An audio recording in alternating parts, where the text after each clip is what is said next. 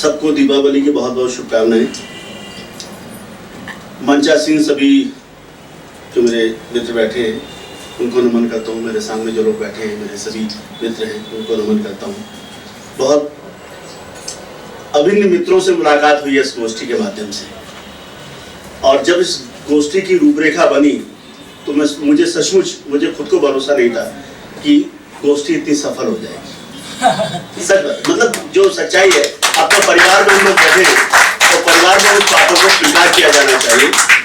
जब विनीत जी और ज्ञानंद जी मेरे पास आए और जब चर्चा हुई कि इस तरह की एक गोष्ठी का आयोजन किया जाए और गोष्ठी की एक श्रृंखला को चलाया जाए, तो मैं सहज भाव से ये जो भी मेरे पास संसाधन, हमारी संस्था के पास जो भी संसाधन है उपलब्ध है, उसी सहजता के साथ मैंने इनके जो इनका अनुरोध था उसको स्वीकार किया था। मैंने कहा आप कीजिए इसको। आज की गोष्ठी देखकर, उसको सुनकर सचमुच लग रहा कि ये बहुत सफल गोष्ठी है। बहुत कम ऐसी गोष्ठियां होती हैं, और मुझे मेरा जो सबसे जो खराब बात ये रही कि मुझे निजी कारणों से पूरी गोष्ठी में बैठने का, सुनने का पूरा अवसर नहीं मिल पाया। किसी निजी कारणों से मैं पूरे समय बैठ नहीं पाया। जो चीज़ें भी मैंने यहाँ रह के खोई हैं उनको पुनः मैं रिकॉर्डिंग के माध्यम से भी सुनने की कोशिश करूँगा। इस गोष्ठी में बहुत अच्छी कविताएं तो पढ़ी गई, बहुत अच्छी रचनाएं तो पढ़ी भी गई हैं। इसके साथ साथ एक बहुत महत्वपूर्ण बात हुई, इसके अंदर युवाओं की भागीदारी।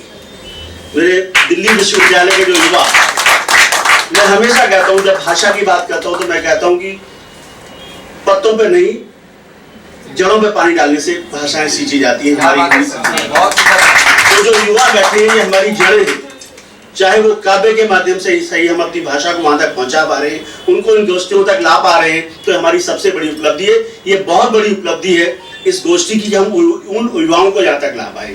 आसिफ यहाँ बैठे हैं, अभी राजू खान ने बहुत बड़ी कविता सुनाई, ज्योति मिश्रा हैं उन्होंने सुनाई, और इतनी बढ़िया जिन्होंने, और इनको कहीं ना कहीं यहाँ से यहाँ से ऊर्जा मिलेगी इन गोष्ठियों से, और इनको लेखन के प्रति इनकी कहीं ना कहीं और इनकी बात बढ़ेगी आगे जाके, और अच्छा लिखना शुरू करेंगे, और इनके माध्यम से और लोग भी जुड़ेंगे। मुझे लगता है कि आगामी जब भी कोई गोष्ठियां हों उनमें अंदर युवाओं की जो भागीदारी बढ़ती जाएगी तो कहीं ना कहीं भाषा हमारी सही ना कहीं आगे बढ़ती चली जाएगी, और मेरा उद्देश्य पूरा होता जाएगा। क्योंकि भाषाओं की बात करता हूँ, मैं इकलौता यहाँ पर श्रोता हूँ, बाकी सभी यहाँ पे कोई ना कोई कवि है, रचनाकार है।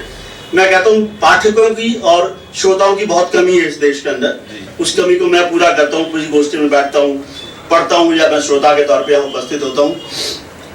एक गोष्ठी और भी मुझे लग रही कि इस तरह की गोष्ठी जो आज गोष्ठी सुनने का अवसर मिला है, इस गोष्ठी के बाद और कुछ गोष्ठियां जो होंगी उससे बेहतरीन गोष्ठी हो जाएगी, उनका स्तर बढ़ता चला जाएगा।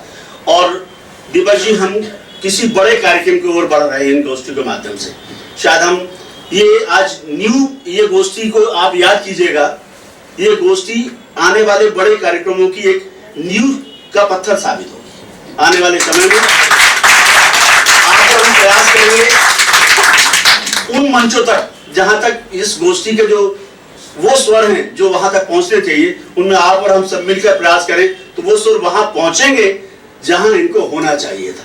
जिसकी बात मैं वहां सर अपने कार्यालय में बैठ के सुन रहा था, जिस बात को विनीत पांडे जी कह रहे थे कि जिन लोगों को वहां तक पहुंचना चाहिए था लेकिन वो साधन नहीं है, उस तरह के स्वर वहां नहीं पहुंच पा रहे, उन मंचों तक नहीं पहुंच पा रहे, तो मुझे लगता है कि ये गोष्ठी उसमें एक महत्वपूर्ण भूमिका निभाएगी।